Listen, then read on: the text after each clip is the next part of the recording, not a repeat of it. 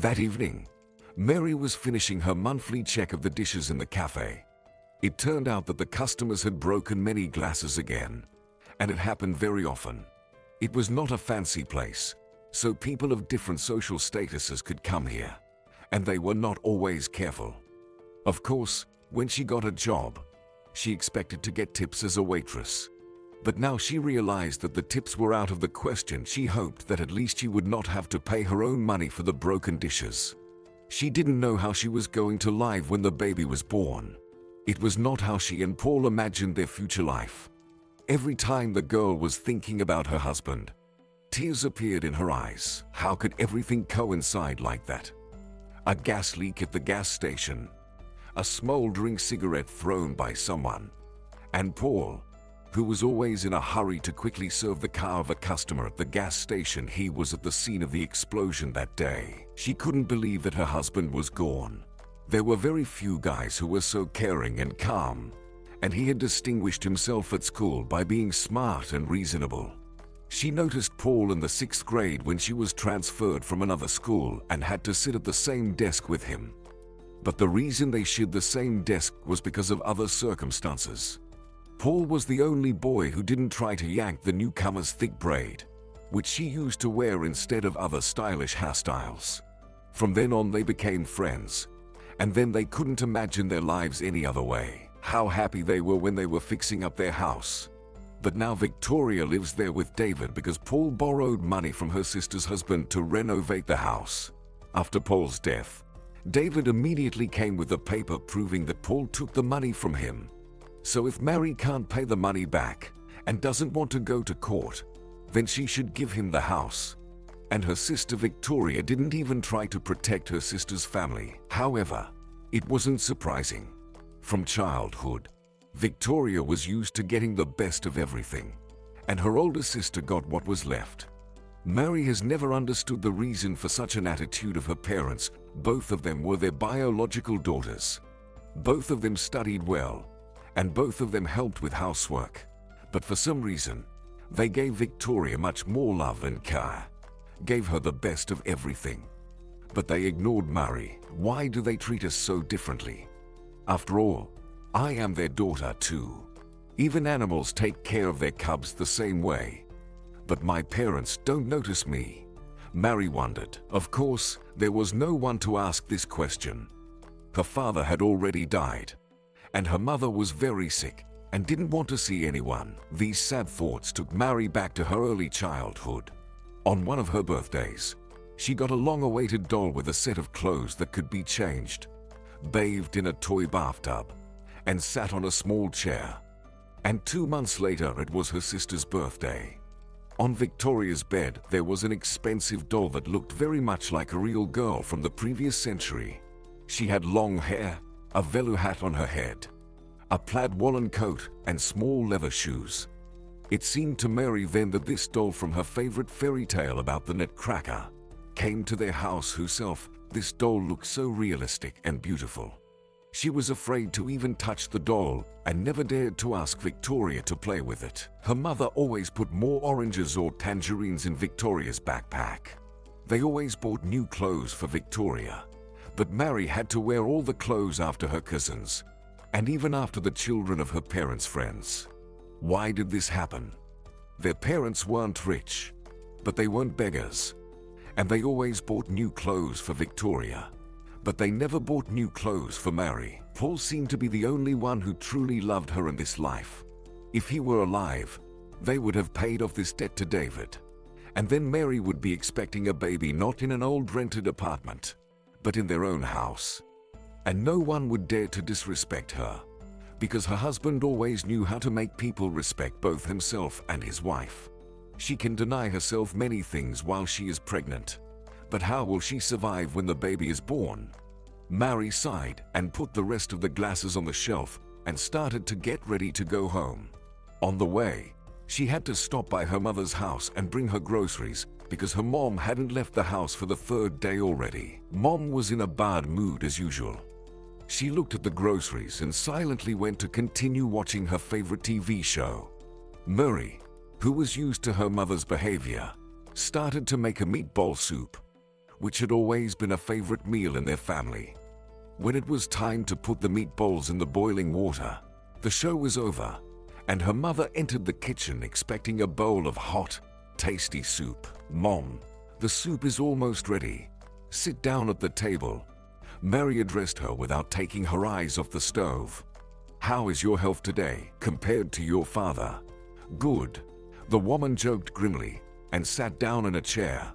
"Did you buy fresh pork for the meatballs?" "Of course, fresh, just like you taught me," her daughter replied with a smile. "That's good.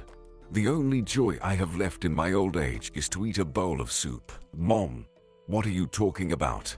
You're still young. You just need to get treatment, and your health will get much better." "Of course I'll get the treatment, but only if I don't die before then, like Grandpa Edward." "Grandpa Edward died? How did it happen?" "He had lived enough. He didn't need more. He was over 90 years old. He even outlived his son. God granted him a very comfortable death. He was working in his vegetable garden, sat down to get some rest, fell asleep, and never woke up. It happened almost a month ago." "But why didn't you tell me anything? Where was he buried? And why didn't the relatives invite us to the funeral?" "Don't yell at me. He lived just fine without us. So why did he need us when he died? To pay for his funeral. If he had given us money when we needed to buy a car, then we would have paid for his funeral. But he didn't give your father a penny. So why would we be concerned about his funeral at all?" "Mom, what on earth are you talking about?" Mary said in shock. "You can't behave like this because of some money, and you can't be offended for the rest of your life. You didn't even come to his funeral. You should have at least told me about it." "Mom, some strangers buried him. It's not right. Grandpa had a family. He had us." "Do you have too much money?" her mother asked angrily. "You bring me ordinary cheap food, even though I raised you, and at the same time you are going to go to your grandfather, whom you haven't seen since you were a child, and feed the whole town at his memorial dinner.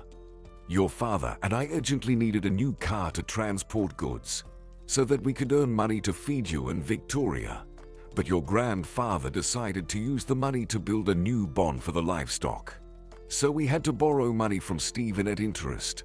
And when we paid back that interest, your father and I didn't have enough money to feed you and buy you and your sister new toys. So I was paying Uncle Stephen interest all that time," Mary said slowly. "What are you talking about? What kind of interest did you pay him?" Mom said indignantly. "When we were kids, you bought toys, clothes, and treats for Victoria, but not for me. Victoria always had a lot of everything. Expensive toys, new clothes, and treats in her backpack. I had to wear used clothes given by your friends. I had cheap toys, and only one apple in my backpack. Mom, maybe I'm adopted." Mary finally dared to say something that tormented her for so long. "Do you think I never noticed that you always loved Victoria more than me?" Her mom got angry at her daughter's words, but continued to defend herself. "Why are you complaining about your life? Yes, maybe we gave Victoria more attention and care, but she is younger than you. When I was pregnant with your sister, I was constantly examined by doctors because there were problems with her health, and I almost died in childbirth. It's understandable that a weak child requires more attention from the parents.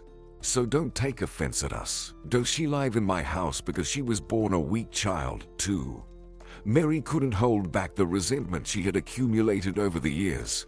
"You know, I could buy you more expensive food, but I don't have the money to do that. I have to pay the rent." "You shouldn't have borrowed the money," her mom replied rudely. "Don't you have a place to live now?" "I don't," Mary said glumly. "In 2 weeks I have to either pay for next month or move out of the apartment. But I don't have any money." "Did Grandpa make a will? Did someone inherit his house?" "He didn't. He was going to live until 100 years old, and he didn't have any health problems. Now no one lives in that house.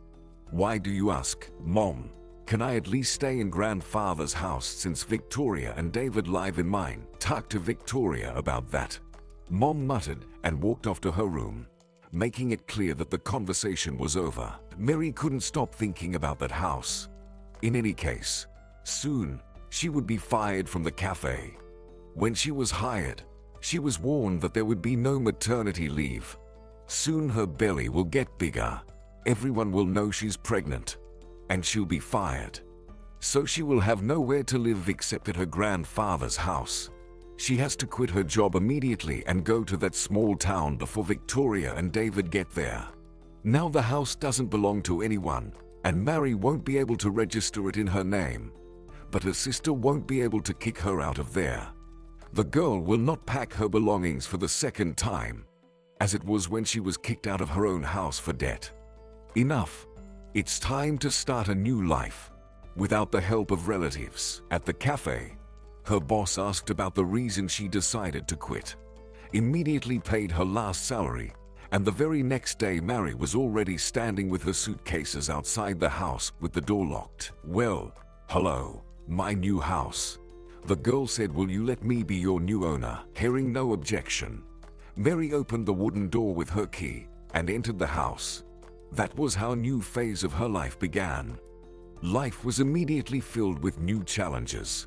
The locals were unfriendly to her, believing that she had deliberately not come to her grandfather's funeral in order not to pay for it, and only showed up when it was time to get the inheritance. The vegetable garden was already overgrown with weeds. There was almost no harvest of vegetables, and there were no livestock either, and it was impossible to find a job in that small town. Mary already began to panic, anticipating a starving existence.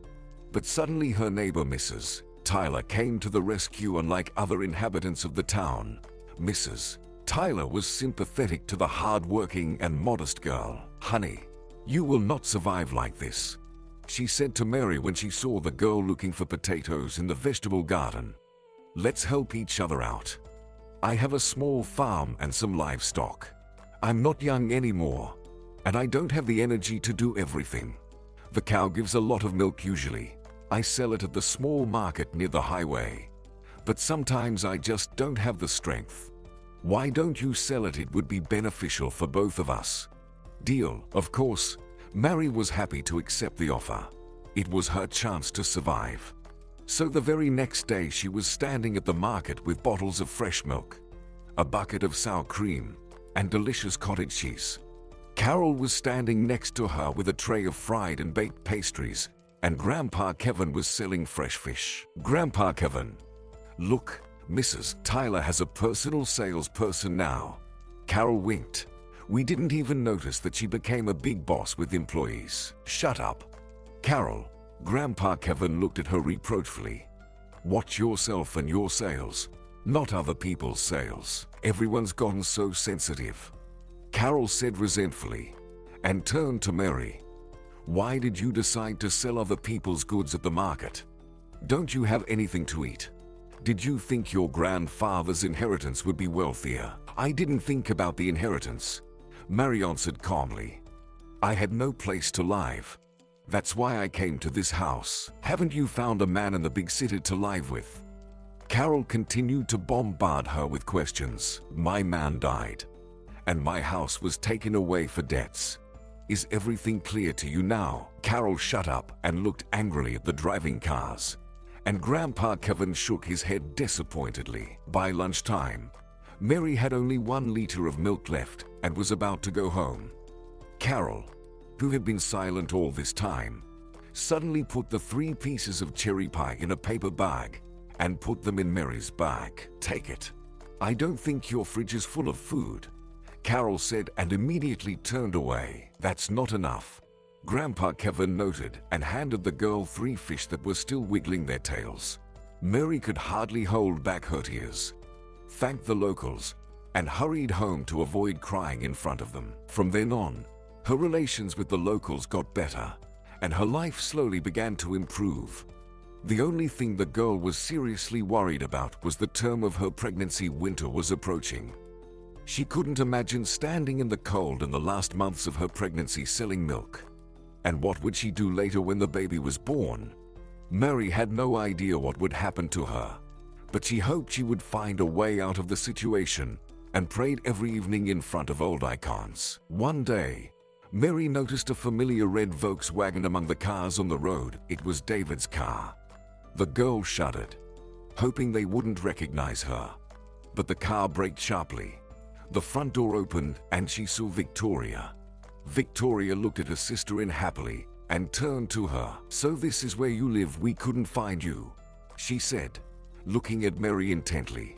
"You look like a poor country girl." Mary lowered her eyes shyly, and Carol, who was sitting next to her, stared angrily at Victoria.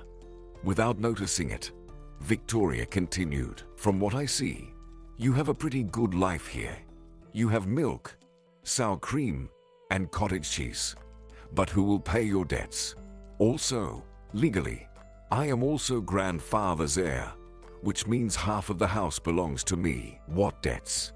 "You took away my house," Mary said quietly. "What else do you want from me?" Victoria had no time to answer her sister, for the bold Carol stood up abruptly, squinted her eyes, and addressed her. "Hey, lady, why did you come here? Do you want your grandfather's house? Where were you when we were burying him like a homeless man? Why didn't you come to his funeral? Why didn't you pay for it? Were you abroad on the beach, enjoying the sun? Leave now, or I'll pull out half your hair and scratch your face with my nails." Carol began to approach Victoria so threateningly that Victoria hurried to her car shouting, "Crazy people." Victoria got into her car quickly and drove away. "Don't be afraid, Mary. She won't come here again," a satisfied Carol assured the shocked woman. Gradually, Mary made the house cozy, decorated it, and even managed to fix the old boiler before winter. Grandpa Kevin helped her. He did everything properly and refused to take money from her. Mary, who grew up without car and affection, had tears of gratitude in her eyes. She didn't expect such kindness from strangers, and soon the solution to her main problem showed up. On one of the gloomy autumn days, a black SUV pulled up to the market, and a slender man in a bright sports jacket got out. After buying a huge bag of apples, he approached a small counter with dairy products. Mary had already sold out the milk and sour cream, and there was only cottage cheese, butter, and homemade cheeses left on the table. After trying a piece of cheese, the man winked at Mary and said, "I'll buy everything you have left. How much money do I have to pay?" "Oh, you wouldn't be able to eat that much. The food might go to waste." Mary laughed. "You'll only waste money." "But I'm not gonna eat it alone," the cheerful customer said. "There are a lot of hungry employees in my office, and they will eat it all very quickly. You know, I'm getting tired of watching them eat junk food. Let them get used to eating healthy. Besides, you should go home too. You're freezing cold. By the way, how did you end up here? You don't look like a country girl." The stranger looked at the girl understandingly, and his smile was so sincere that Mary told him the whole sad story of her journey from the city to this town. "You've had a very hard life," the man said, scratching the tip of his nose. "Come on, pack your bags and come with me." "Where?" Mary stared at him in confusion. "I need a nanny for my daughter. The previous one quit, and I haven't found a new one yet. And it's very hard for me to handle everything without a woman in the house. I'm a widower, and I have a child, so I need a nanny and someone to help with the housework. It would be a win-win for both of us. My daughter would have a nanny, and you could earn money, and you wouldn't have to pay rent." "But I can't." Mary shook her head desperately. "Why not?" the stranger said warily. "I can see that you're a nice, educated girl." "I can't because I'm pregnant," Mary confessed. "You can't see my belly yet, but pretty soon I won't be able to do any hard physical work. We'll figure something out," the man said calmly, and finally introduced himself. "My name is Christian. Get in the car. It's time to go." With these words, he helped Mary to get into his car. The big beautiful house met the girl ambiguously.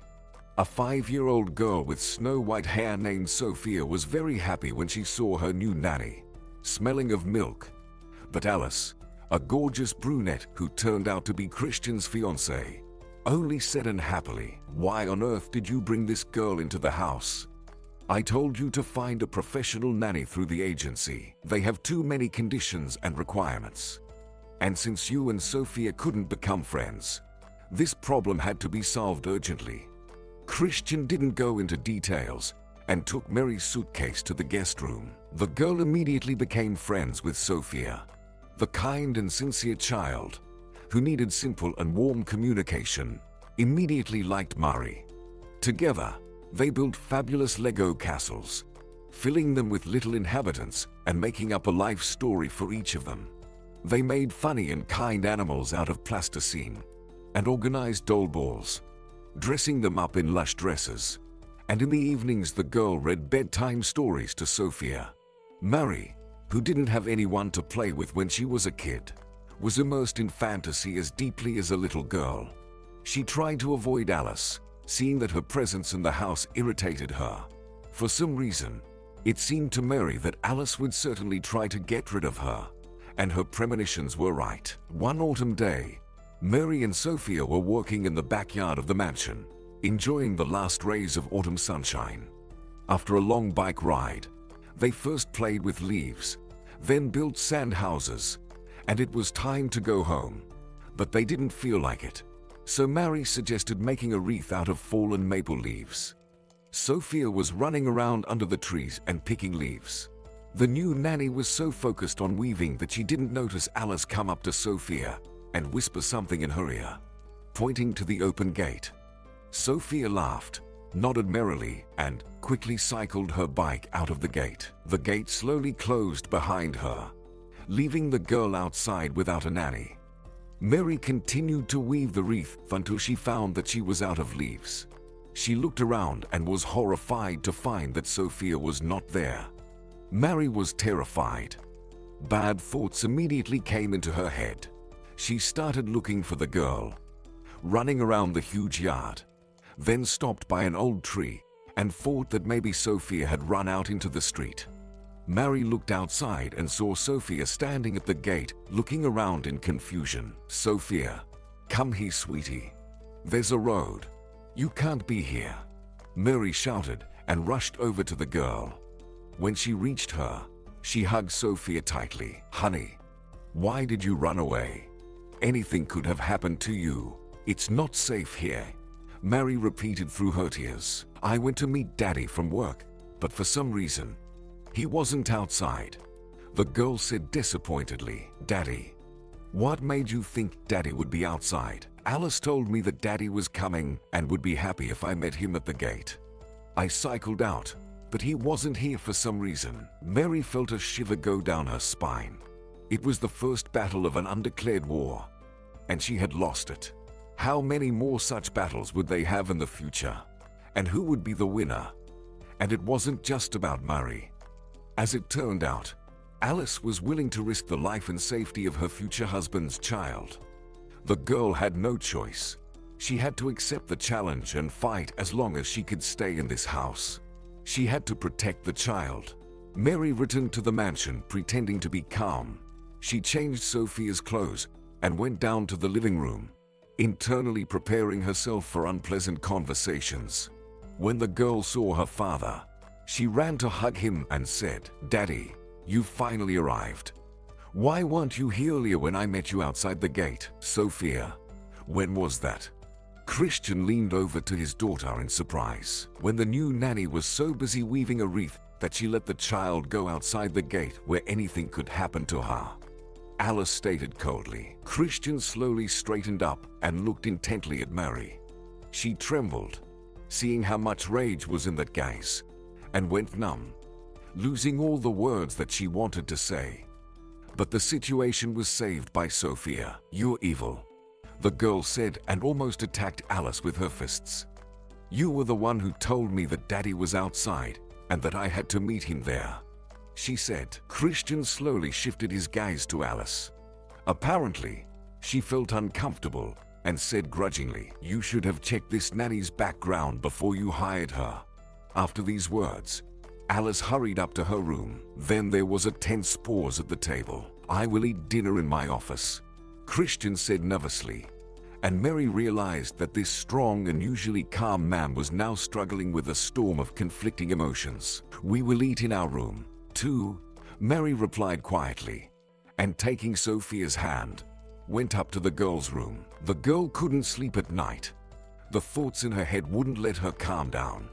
Mary was sure that this was not just a family quarrel. Alice didn't get what she wanted and would take more drastic action, which could have very bad consequences for everyone. There was something ruthless about this beautiful woman, so Mary decided to watch her more carefully, even if it meant spending less time with Sophia. All the following days, Mary tried to organize her activities with the child in such a way that she could see what Alice was doing, but she didn't notice anything strange about her. Perhaps Alice decided to stop for a while or became more careful in her actions.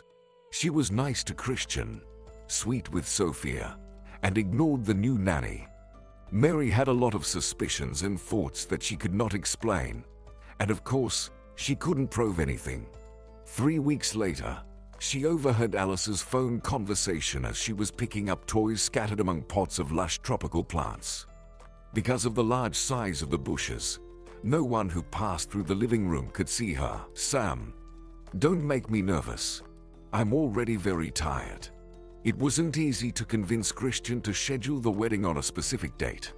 "Anyway, I can't talk right now. Call me at 2 o'clock today." Is Alice cheating on her fiancé? A thought immediately popped into Mary's mind. Probably yes. She doesn't love Christian. I immediately understood it when I first entered this house. She's just using his money. Of course, it's bad to listen to other people's conversations, but it's much worse to deceive Christian. Mary began to think about how she could overhear the conversation without Alice seeing her. Fortunately, the appointed time was the same time as Sophia's afternoon nap. I hope Alice doesn't go anywhere, because there may not be another opportunity to find out everything, Mary said to herself. Her heart began to beat even faster. Luckily, Alice simply went out into the garden, knowing that the gardener was definitely not there, for he had already finished all the seasonal work. Mary followed her carefully. It was autumn, and the bare trees made it impossible to get close enough to hear the conversation. But Alice had made the fatal mistake trying to hide from everyone. She had chosen a bench hidden among the perennial junipers, and this juniper allowed Mary to approach Alice from the opposite side and turn on the recorder. "Sam, I don't understand you. Where do you spend all the money I constantly give you? You lost it at the casino again.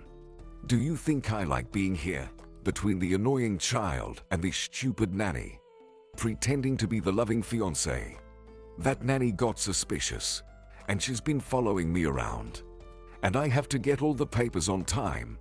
You know Pierce will eliminate anyone if he doesn't get what he wants. Okay, don't cry. I'll give you one diamond ring. That should be enough to cover expenses. I'll go to the beauty salon tomorrow, and I'll take the ring with me. And remember, this is the last time I'm helping you. Enough talking. I'm freezing on this bench. I'll see you tomorrow at 4 p.m. outside the beauty salon. Kisses." With these words, Alice ended the call and, shivering from the first frost, hurried back to the cozy warm house. Mary kept lying on the ground, not feeling the cold, and there was only one foolish thought in her mind. What the hell is going on here? I have to get out of this mad house as soon as possible. Finally, feeling cold from the chilled ground, Mary got up and sent this recording of the conversation to Christian without hesitation. In the evening, Mary put Sophia to bed, then ran to her room and locked the door. Christian would be home from work soon, and she didn't realize what the consequences of her action would be. Soon, the front door slammed, and quick footsteps headed for Alice's room. The quiet conversation quickly turned to loud fighting. A frightened Mary listened to Christian's shouting and his fiancée's excuses turning into squeals. Mary realized that Pierce was Christian's main competitor. With the help of Alice, he wanted to get confidential information or any dirt about Christian's company, and used such a dishonest way to achieve his goal. Little Sophia woke up because of the increasing noise and ran to the nanny's room in fear. The little girl, who didn't yet understand anything about adult relationships, quickly realized what was going on and asked, "Mary, is Daddy kicking wicked Alice out of the house?" "I hope so, sweetheart," Mary replied, and hugging Sophia, began to stroke her snow-white curls with trembling fingers. Soon there were running footsteps on the stairs, accompanied by Alice's voice. She cursed the whole house and the people who lived there. And then the front door slammed loudly, and there was such a deafening silence that Mary felt dizzy. It seemed that all the worst things were over, but apparently, the stress had taken its toll, and Mary suddenly felt a sharp pain in her lower abdomen. Why did the contractions start so early? It's almost 2 months before labor, she whispered and started to move towards the door. But when she opened it, she lost consciousness. The last thing she heard was Sophia's terrified scream, "Daddy, save Mary. She needs help." The darkness vanished as suddenly as it had come.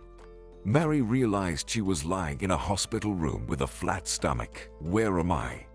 Where my baby?" Mary tried to get out of bed anxiously. "Dear, don't get up," the midwife gently stopped her from standing up. "Everything all right? The boy was born prematurely, but he's perfectly healthy. You're fine too. We've stopped your bleeding. It's good that your relative helped. He donated blood for you. You are lucky because your blood type is very rare." "What relative?" Mary asked in confusion. "I only have a sister and an elderly mom." "The guy who brought you here. Didn't you know that? The blood test showed that you're blood relatives." Mary's eyes went dark again. How many more new things would she learn? But there was no strength to think about it now, and she fell asleep. But a call from Christian woke her up. "So, sister, how are you doing? They told me you're already fine. Have you decided on a name for my nephew yet?" "I don't understand. How could this happen?" Confused Mary asked. "It's very easy to explain." It was clear from Christian's voice that he was nervous too. "I grew up in an orphanage, but I always knew I had a little sister and that she was adopted by someone. When I grew up, I tried to find you, but I failed. When I donated blood for you at the hospital, the doctors said that our rare blood type and phenotype matched, and then I did a DNA test and got a positive result. Your mom also immediately confessed that they adopted you, and then after they adopted you, Victoria was born. By the way, she's very sweet but spoiled." Mary was silent, swallowing the tears of joy. She couldn't believe she'd found a relative. And she suddenly realized that she was right. Her parents did love Victoria more. But now she understood why, and all the resentment disappeared. "Why are you silent? It's time to pick a name for the baby." Christian tried to fill the awkward pause. "Yes, you're right." Mary smiled through her tears. "I'm going to name my son Paul." It was his father's name. They celebrated the return of Mary and little Paul from the maternity hospital with warmth and joy. Christian and little Sophia were waiting for them at home, and Christian also invited his close friend Michael. Also, despite all the previous offenses, Mary decided to invite Victoria, who didn't expect forgiveness and felt very uncomfortable. That day, Mary noticed that Michael didn't take his eyes off of her. When Mary went to her bedroom to feed her baby, someone gently knocked on the door. It was Victoria. She was confused, sad, and had tears in her eyes. "Why are you crying?" Mary was puzzled. "Has something happened?" "Yes, something happened." Victoria tried to talk softly so as not to scare the baby. "I realized that I made a big mistake." "What mistake?" Mary didn't understand what she was talking about. "The biggest mistake of my life," Victoria said. "I was a terrible sister. I almost ruined your life. I didn't stop David from kicking you out of your own house for debt. He didn't really listen to me, but still, it was my fault. And now we've lost that house David lost at gambling. I tried to do something about his addiction, but I failed. He lost the house, the car, and all of our savings. We've lost everything, but we still owe a lot of money. Mom is already very sick, and when she dies, I'll have to pay off the debt with her apartment. Will you let me live in my grandfather's house? I mocked you then, standing on the road. And now I beg you to let me live there. Victoria said and started crying loudly. Victoria, enough. Don't cry. Mary tried to comfort her sister. There is no reason for you to go to a small town. I will talk to Christian. I think he likes you, and he won't refuse you to live here. But of course without David. I've already broken up with him a long time ago. Victoria said as she calmed down. He's hurt me too much, so forget everything that was in the past. Now you can start a new life. Mary hugged Victoria. Let's go to the table. Paul is already asleep, and the men are probably waiting for us. Mary, have you really forgiven me? Victoria looked at her sister with her eyes full of tears. How can you forgive me after everything I've done? I forgave you a long time ago, Mary smiled affectionately. We are humans, so we have to forgive each other. The sisters went to the living room, and the men's gazes met them. Mary saw Michael's embarrassed look, and Victoria caught Christian's interested and intense gaze. 6 months later, they celebrated 2 weddings on the same day, just as the 2 sisters dreamed.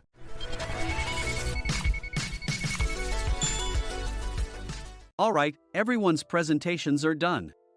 Nick, the manager, said as he tried to move the discussion forward. Excuse me, I haven't. I recently found out something. Nick interrupted me and began to speak. There's apparently someone in this department who didn't graduate high school and is just a part-timer. Meetings should be for employees only. Absolutely right.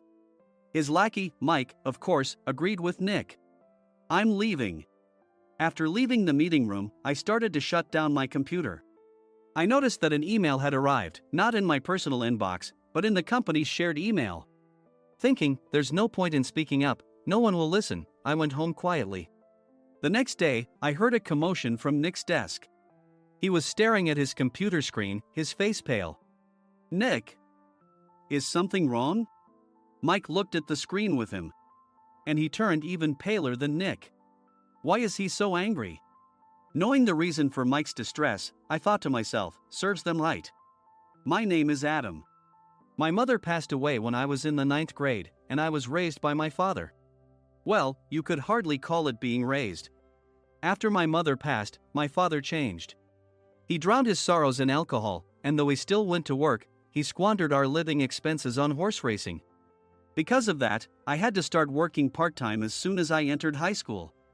Every month, I went to the convenience store with bills in hand that couldn't be auto-deducted from my father's account. Even though I endured it because I didn't want to be alone, I reached my limit in my 2nd year of high school and dropped out. I found a live-in job at a distant inn. Thank you for everything. The day I left home, my father, still staring at the TV, spoke. Take care. That was our last conversation. Back then, 18 wasn't the age of majority, so I needed my father's permission to work, and I couldn't hide my place of employment. Yet, my father never visited me even once. I kept working just to survive, and before I knew it, I was 42. Years of hard work paid off, and I was transferred to the headquarters. I was thrilled to be recognized by the company, as I thought I'd be working in the field until retirement due to my lack of formal education. Listen up. Our work can change the future of our employees. Don't drag us down. On my first day after the transfer, Nick, dressed in an expensive suit, spoke sternly. There was a reason for this. Our inn was located in a prominent tourist destination, known so well that everyone in the state could sing its commercial jingle. At its peak, we had 5 locations within the state. But that was long ago. Due to financial difficulties and aging facilities, only the place where I had worked for many years and the original establishment remained. I was prepared to lose my job anytime, but now there was a glimmer of hope. With the rise of social media, the tourist area where the inn was located started gaining attention again. Depending on how hard the sales department, where I was transferred, worked, we could either thrive or be forced to give up this prime location to the new hotel chains continuously popping up. For Nick, who had switched careers from another industry to strengthen our sales, this was a battle he couldn't afford to lose. I understood why he had to be strict. I will do my best. Nick sneered at my enthusiastic declaration. Did you not hear what I said? I'm sorry. I thought I was listening carefully. Out of habit from years of customer service, I apologized reflexively, though I had no idea what had offended him. Someone was watching me with a smirk. In this department, there are those who are expected to excel and those who have been shoved here because they have nowhere else to go. You are the latter. It was Mike, the section chief. He's 7 years younger, at 35. But he was called to headquarters much earlier than I was and had been moving around within the headquarters ever since. I'm not jealous, but I can't accept that he's my boss. Graduating from a prestigious university, he has an unusually high pride and caused many problems as a newbie, making things very difficult for me when I was the front desk leader. When I found out Mike was transferred to the sales department a month before me, I was disheartened. Mike is right. With just a middle school diploma, there's not much you can do. Don't even think about achieving results. As if I didn't exist, Nick remarked, I'm thirsty. Mike eagerly ran to the coffee maker. It seems Mike is Nick's lackey. I regretted being happy about my transfer to headquarters, wishing I had stayed on site forever. Send a direct mail to every company on this list by the end of the day. Nick only assigned me tasks that even a new graduate could handle. What? There are over 1,000 companies. You want me to send to all of them by today? Yes, if you and your fellow misfits split the work, even those with nowhere else to go should finish by today. I glanced at the employees typing away expressionlessly. They were worn out from customer service, only thinking about leaving on time, or were women reassigned after having children, with zero motivation for work. Even Sam, a new graduate from the same university as Mike, who was supposed to be among the expected achievers, had no enthusiasm for the job, having joined the company wanting to do customer service. I don't care what they say, I plan to quit any time, he said. Only Nick and Mike were highly motivated, making all the decisions between the two of them. I originally only wanted to work at the inn to survive and had no particular attachment to this job. I swallowed my words, thinking I had no right to reprimand them. About a month after the transfer, Nick told us with a frustrated look. To commemorate the 50th anniversary, we've decided to create a plan exclusive for one group per day.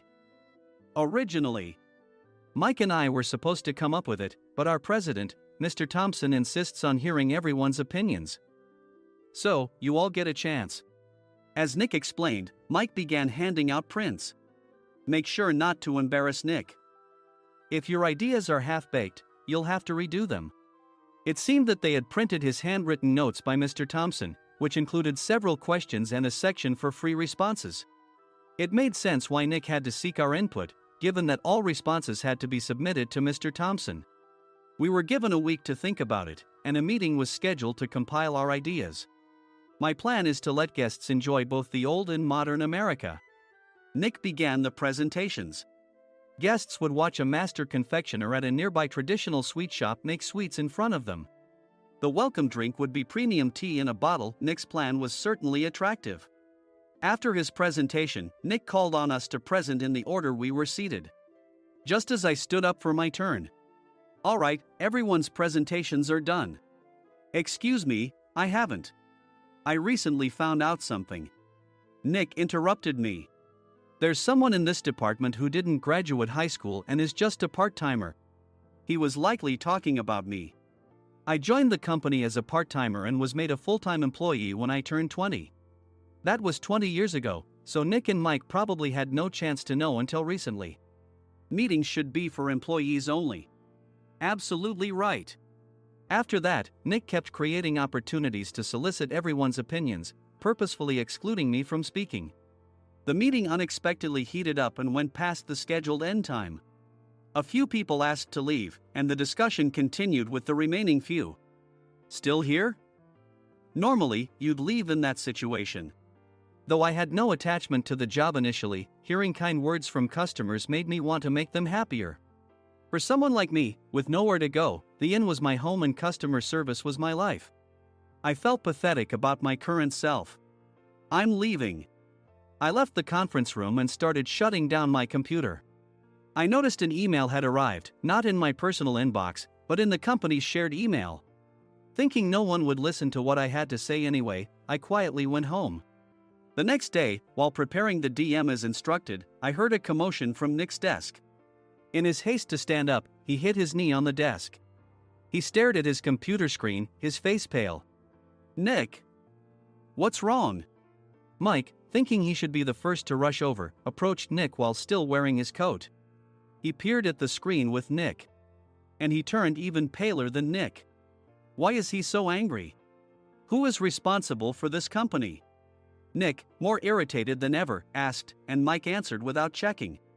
Probably Sam. Sam wasn't there because he was attending a morning training session for new hires. Nick gave up on getting angry and returned his gaze to the screen. They were looking at an email that arrived right after the end of the working day yesterday. Apparently, no one, including me, had checked it before leaving. The email was from a large company that used us for their annual employee trips. The president and executives of that company also frequently used our services personally. President of the company, Mr. Mason himself, had declared that neither he nor his company would ever use our services again. Well, some companies cancel their employee trips or stop using our services due to financial struggles. Let's just move on. Mike kept wiping the sweat from his forehead with a handkerchief. Knowing why Mike was so agitated, I quietly watched their interaction. Do you know how much revenue we get from that company? We can find other guests to fill the rooms, but we'll lose the banquet costs, gift shop revenue, rental car fees, and more. Moreover, the gifts were supposed to be prepared by the traditional confectionery shop involved in Nick's proposed plan. If it's known that we incurred such a huge loss at this critical time, Nick's position in the company would be jeopardized. Nick took a deep breath, seemingly trying to calm himself.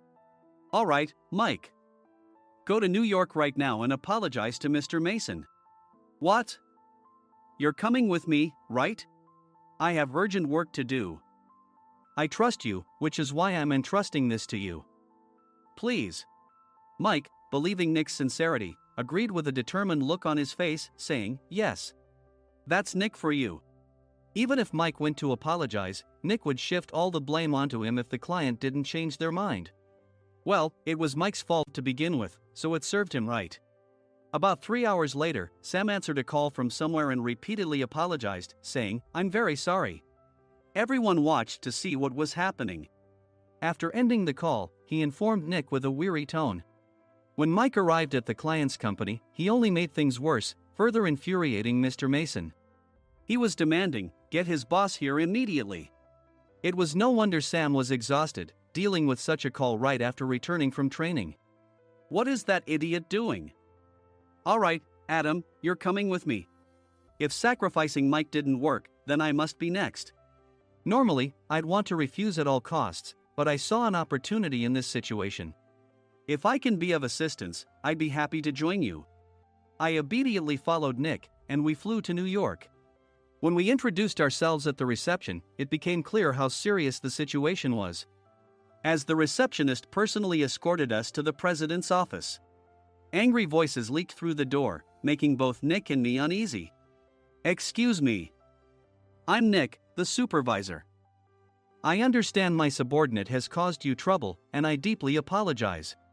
Nick, with his experience in the corporate world, knew enough to offer an apology before excuses. However, his customer service skills left much to be desired. I sighed as I saw Mike trembling like a small dog in the corner of the room. What kind of training are you giving your subordinates? Mr. Mason glared at Nick with a red face. The intensity of his gaze made even Nick take a step back. Regrettably, I joined this company only 2 years ago and was unaware of Mike's issues. I should have identified his shortcomings sooner. Indeed. I should have realized sooner. No sensible person would come to apologize and then give a lengthy presentation on the drawbacks of not using their inn. Nick froze, his mouth slightly open. Suspecting the worst, I picked up the documents that had fallen to the floor. It seemed Mike hastily prepared these documents on the plane, listing the disadvantages. Disadvantage 1, if you change the venue for the company trip, employees might suspect it's for cost-cutting reasons, leading to a negative impression. Reading it aloud half-jokingly, Nick snatched the papers from my hand and checked the contents with a furious expression. Among the stack of documents was a receipt from a nearby convenience store's copy machine. I felt a pang of dread. hoping he hadn't shown the receipt as well. What do you think he said when I asked what kind of nerve he had to do this? I'm very sorry. Faced with the dire situation, Nick must have thought there was nothing left to do but apologize. In a voice smaller than I'd ever heard from him, he uttered words of apology. He said, "I'm a Harvard graduate. I don't believe I said anything wrong." Mike! What have you done? Forgetting his plan to pin the blame on Mike, Nick yelled loudly, even in front of Mr. Mason. "I didn't do anything wrong." "You're still saying that?" "Look at him." Mike pointed at me with a shaking hand. "I was assigned to headquarters in my 20s and now I'm a section chief. This guy only made it to headquarters at 42. Everything I've done proves I was right. So why are we losing the contract?" Having said his piece, Mike collapsed to the floor. "Of course. You were sent there because you had nowhere else to go." Mike never expected to hear such words from someone he looked down upon.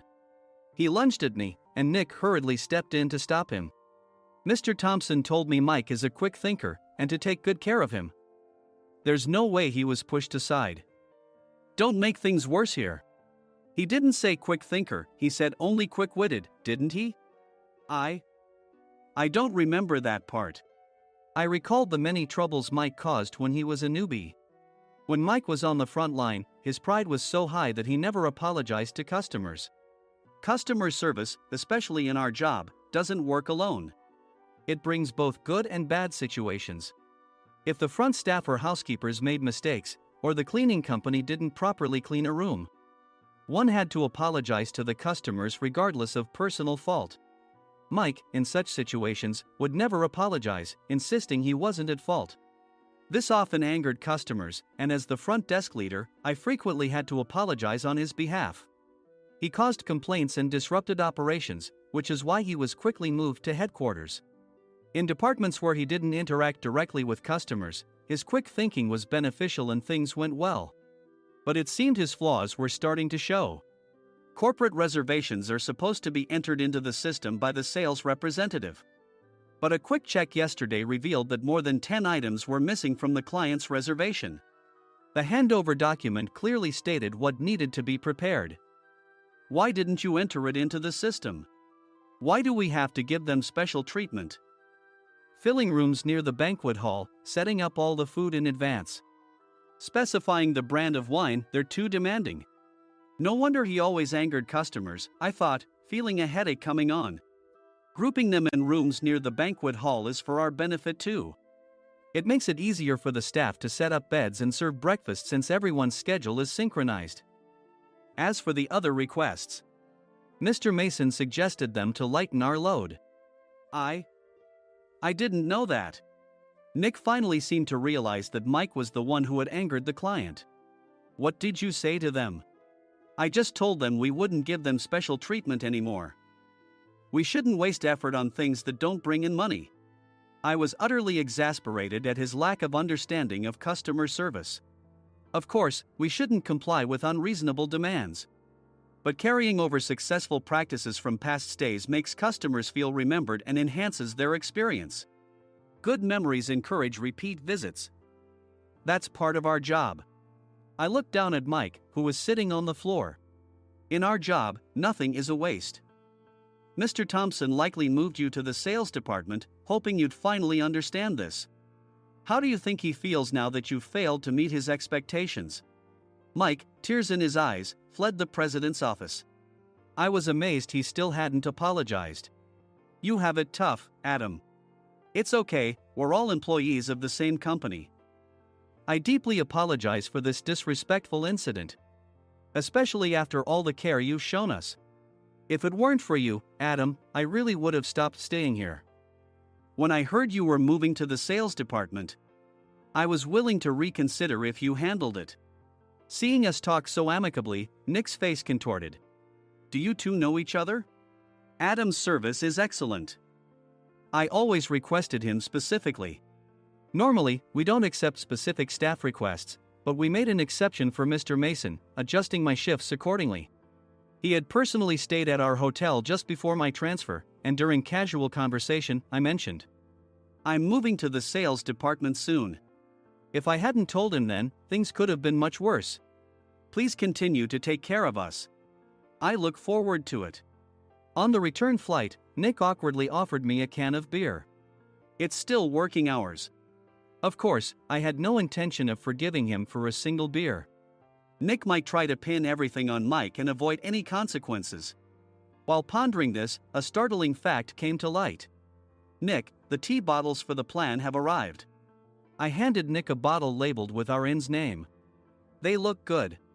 What are you talking about? These are plastic bottles. I had assumed we would use the trendy, high-end bottling tea. But what arrived were ordinary plastic bottles of tea with customized labels. The only unique aspect was the label, which had the inn's name, making it look customized. Upon further investigation, I discovered that a substantial amount of money was set to be paid to the tea company. It was priced like bottling tea. Does this plastic bottle really cost $100 each? The tea inside is specially blended for us. The extra cost is for that. Wouldn't it be better to use another tea company? Or is there a specific reason we must use this one? As Nick continued to make excuses, I showed him a printed email. I informed the tea company's president, Mr. Mitchell, that we discovered irregular payments and he confessed. He said you two were high school classmates and planned to split the extra money. That idiot. Why did he confess? That's not important. You should worry about yourself, this could turn into a police matter. Opening the bottle cap, I suggested. How about calming down with this tea? It supposedly has a relaxing effect. Nick drank the tea frantically. In the following days, decisions were made about their fates. Mike was reassigned to the General Affairs Department, with no chance of transfer or promotion, as per Mr. Thompson's orders. As for Nick, since the payment to the tea company hadn't yet been made, he narrowly avoided legal trouble. Instead, he was encouraged to leave the company, and to avoid further complications, Nick submitted his resignation. Rumor has it that connections between HR departments have made it difficult for him to find new employment. Even though it was good to have those two gone, something unexpected happened in the sales department. Everyone became motivated and united in refining the 50th anniversary plan. In the end, my plan was adopted. We collaborated with the Tourist Information Center to provide personalized guides. The plan, tailored to the number of guests, was truly special for the 50th anniversary. Hey, is Adam's family coming to stay? I immediately booked that special plan for my family. Sam noticed it on the reservation list and quickly picked up on it. Yes, I'm inviting my father. That's great. I might invite my parents too. I lacked the courage to face my father just as Adam. But here, with the confidence Mr. Mason praised, I felt ready. The 50th anniversary plan was a perfect opportunity to reconnect with my father. I hoped to bring back the days when we could laugh together as we once did.